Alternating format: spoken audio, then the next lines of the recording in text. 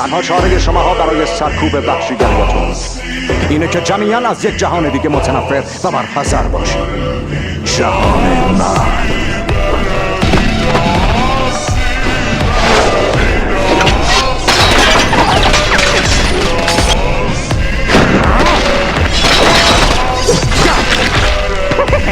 ایستادی عصر خجسته اهریمن. این دنیا نه برای شما، نه برای شما.